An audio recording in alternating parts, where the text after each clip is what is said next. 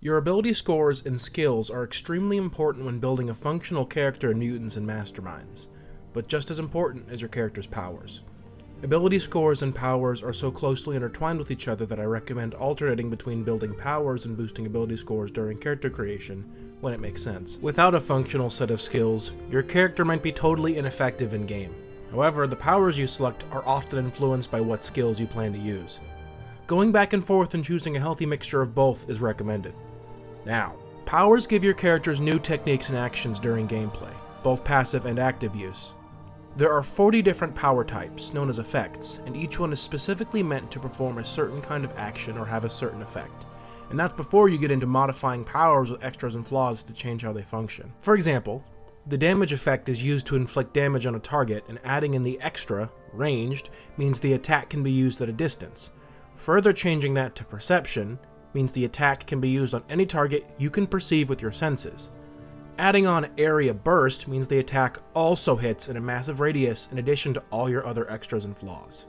This system lets you take the basic powers and modify them to your heart's content, changing them to any kind of power you can think of. Even on the off chance the kind of power you want isn't available in Mutants and Masterminds, a short chat with your game master should be able to create the kind of power you're looking for using the dozens of examples the book comes with. Actually, there's a whole book dedicated to listing off pre-made powers in case you don't have the creativity or mechanical knowledge to make one yourself. To buy or upgrade powers, you need power points.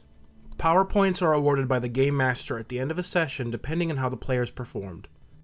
Each power has a base cost per rank. Each level you put into a power will require an amount of power points equal to this cost per rank.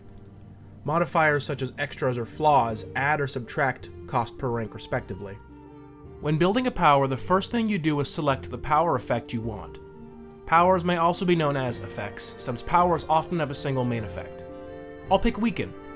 Weaken forces a target to make a dice check, and if they fail, it reduces a chosen stat by the difference between the DC and their roll, up to the Weaken power rank.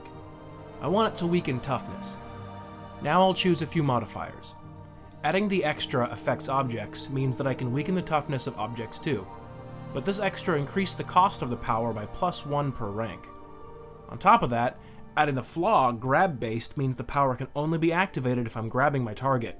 This flaw decreases the cost of the power by -1 per rank. The total cost per rank for this power, adding positive and negative modifiers, is 1 power point per rank. For each rank or level I would like to buy, I have to spend 1 power point. Getting it up to rank 10 will cost 10 power points. Your maximum rank is limited by power level, but that's a discussion for a different video. The last thing you do for your power is setting up its flavor. That means giving it a set of descriptors as well as a description of how it functions. Descriptors are pieces of flavor text attached to a power effect. They are meant to interact with each other. A fire power and a water power can be used to counteract each other, or someone who can heal in clouds but have their power activate by a power with a mist descriptor. I'm choosing to flavor this weakened power as a decaying effect.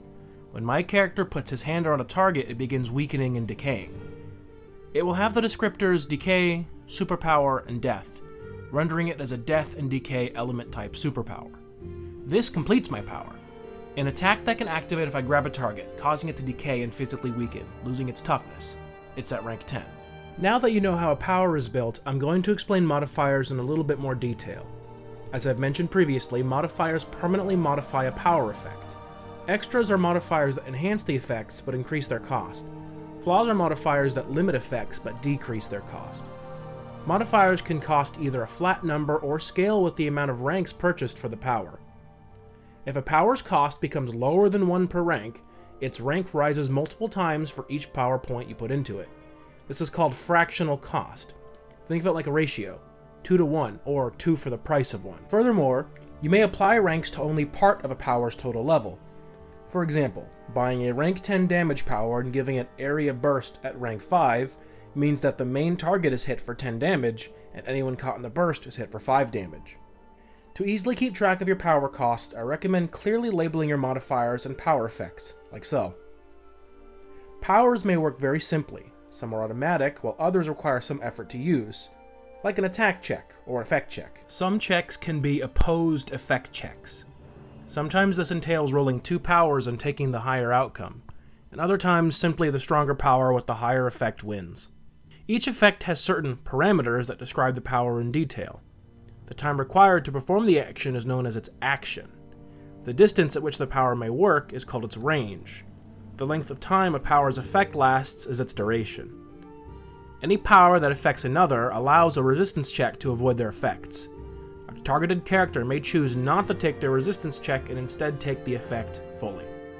Certain powers, like ones with opposing power descriptors, like fire and water, or life and death, or powers of a similar nature, such as magic powers, may be used to counter each other. To counter an effect, you must be able to act against it in proper turn order. Using the ready action lets you act later in the turn order and is the perfect way to counter an effect when one comes up. To successfully counter another power, you perform an opposed effect check of the two powers. Whichever power rolls highest wins. If the defender wins, both powers fizzle out, but if the attacker wins, the original attack goes through. As I previously stated, there are roughly 40 powers.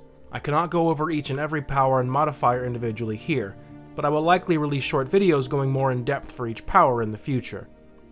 Now that I've gone over everything, let me quickly summarize how to make a power one last time. Step 1. Get power points. Step 2. Select power effect. Step 3. Add extras. Step 4. Add flaws. Step 5. Set up descriptors. Step 6. Buy ranks, calculate total cost. Step 7. Double check you do not exceed power level limitations. So, Step 1. You have 30 power points. Step 2. Select your power effect of the damage power, which is +1 cost per rank. Step 3. Add extras, like say the ranged extra, which is +1 cost per rank. Add flaws, like say the tiring flaw, which is -1 cost per rank. Set up descriptors, for example, damage, plasma, and bullet. Buy ranks and calculate total costs. Well, 1 + 1 - 1 is 1 cost per rank, so I'll buy at rank 10. Double check you do not exceed power level limitations. Well, we're power level 10. I bought the power at rank 10. As long as my ranged attack check does not exceed 10, we're within power level limitations. Thank you for watching Power Level 10.